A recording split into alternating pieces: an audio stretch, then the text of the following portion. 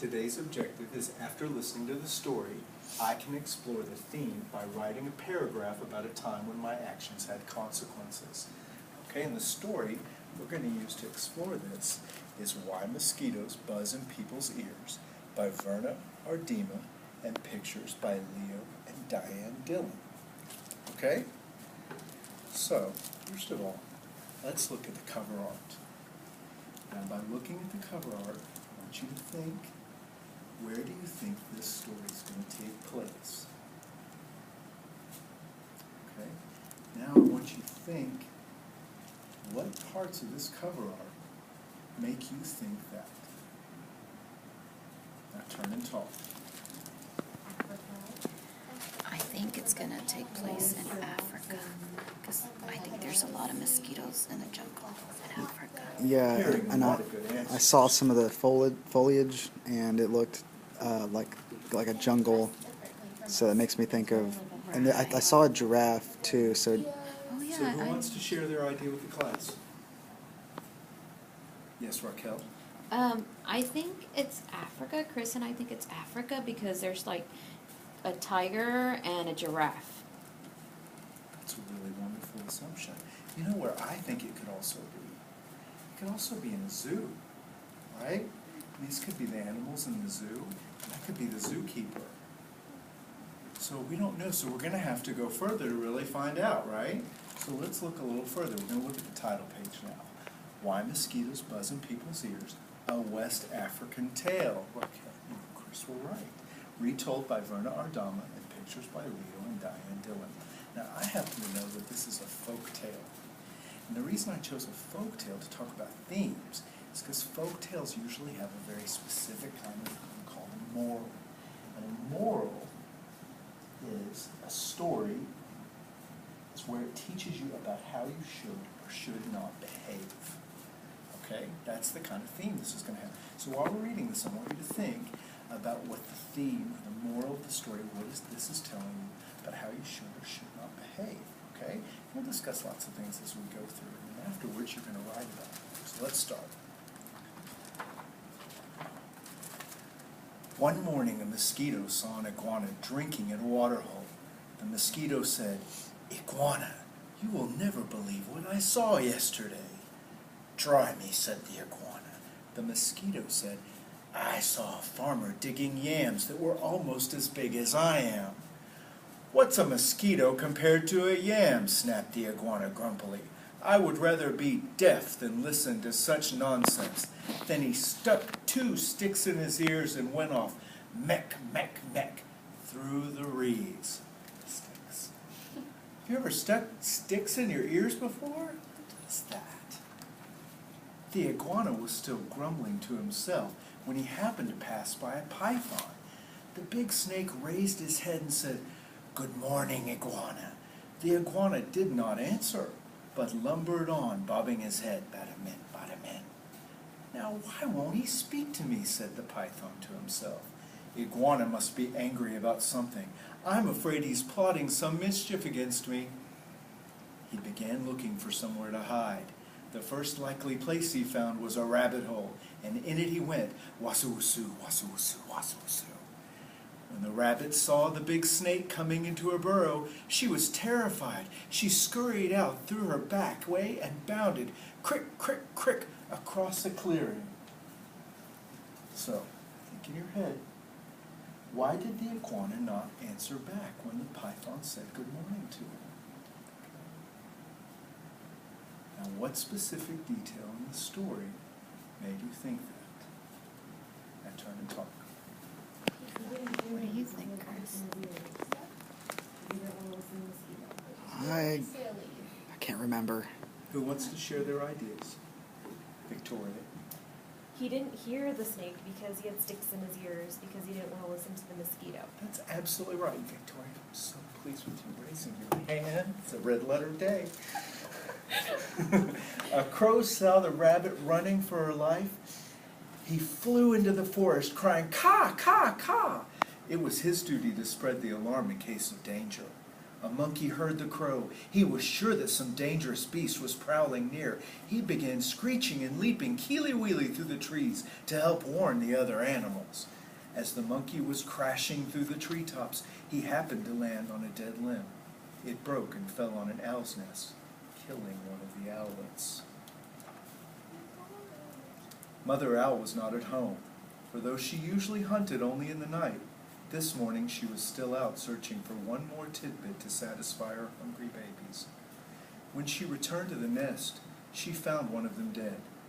Her other children told her that the monkey had killed it. All that day and all that night she sat in her tree, so sad, so sad, so sad. Now it was Mother Owl who woke the sun each day so that the dawn could come. But this time, when she should have hooted for the sun, she did not do it. The night grew longer and longer. The animals of the forest knew it was lasting much too long. They feared that the sun would never come back. Okay, so now I want you to think. What do you think is going to happen next in the story? Now I want you to think. What specific things that have happened so far make you think that? Now turn and talk. I think the owl is gonna wake up and hoot, and the sun will finally wake up. Yeah, I was thinking that too, but I was worried that the sun might not come back up. And then it would be night. Forever. Forever. I'm hearing lots of really good ideas. So who wants to share their ideas with class? Amy, good. We haven't heard from you. I think she's going to hunt down the monkey. Amy, I'm so glad you decided to participate. That's wonderful. You think she's going to go hunt down that monkey? Yes. What would make you think that she's going to do that in the story? Because the monkey killed her son. And how did she know that? Because he lied dead on her nest. Okay, but her babies. Her babies. Yes, there you go. Very sweet. You got to remember when you're writing about this, you've got to give specific examples. But that's very good. Does anybody think anything different is going to happen? Yes. Chris and I think that it's going to be night forever. It's going to be night forever, right? If the owl doesn't hoot, the sun will never rise, right? And it could stay night, and she could hunt down the monkey. So let's read on and find out what's going to happen. Doesn't everybody want to know? I want to know. At last, King Lion called a meeting of the animals. They came and sat down, pem, pem, pem, around a council fire. Mother Owl did not come, so the antelope was sent to fetch her. When she arrived, King Lion asked, "Mother Owl, why have you not called the sun? The night has lasted long, long, long, and everyone is worried." Mother Owl said, "Monkey killed one of my owlets. Because of that, I cannot bear to wake the sun." The king said to the gathered animals, "Did you hear? It was the monkey who killed the owlet, and now Mother Owl won't wake the sun so that the day can come." Then King Lion called the monkey. He came before him nervously, glancing from side to side. Rim, rim, rim, rim. "Monkey," said the king, "why did you kill one of Mother Owl's babies?" "Oh, king," said the monkey, "it was the crow's fault. He was calling and calling to warn us of danger, and I went leaping through the trees to help. A limb broke under me and fell, tra, on the owl's nest."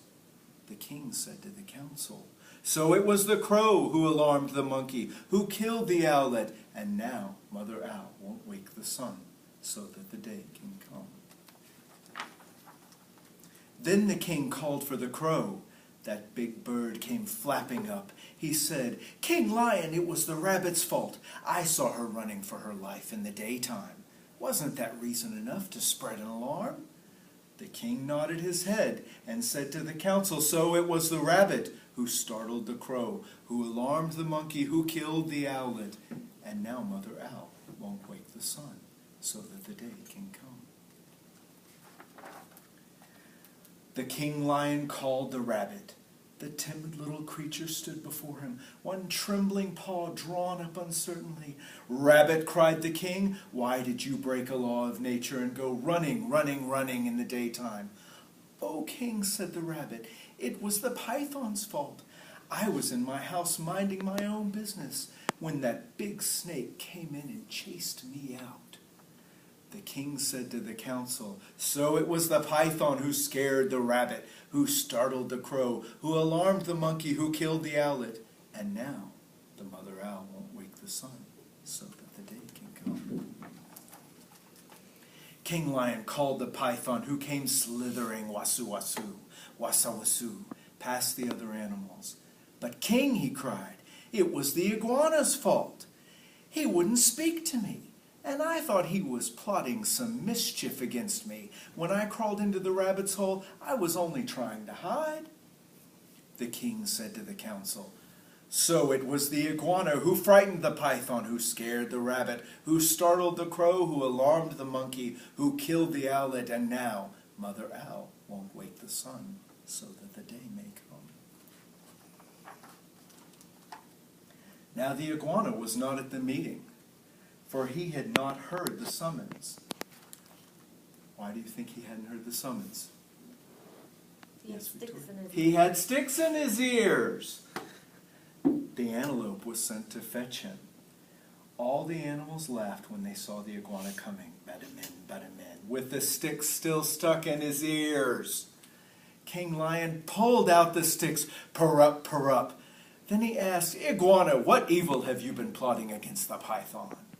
"None, none at all," cried the iguana. "Python is my friend." "Then why wouldn't you say good morning to me?" demanded the snake. "I didn't hear you or even see you," said the iguana. "Mosquito told me such a big lie, I couldn't bear to listen to it, so I put sticks in my ears." "Neh, neh, neh," laughed the lion.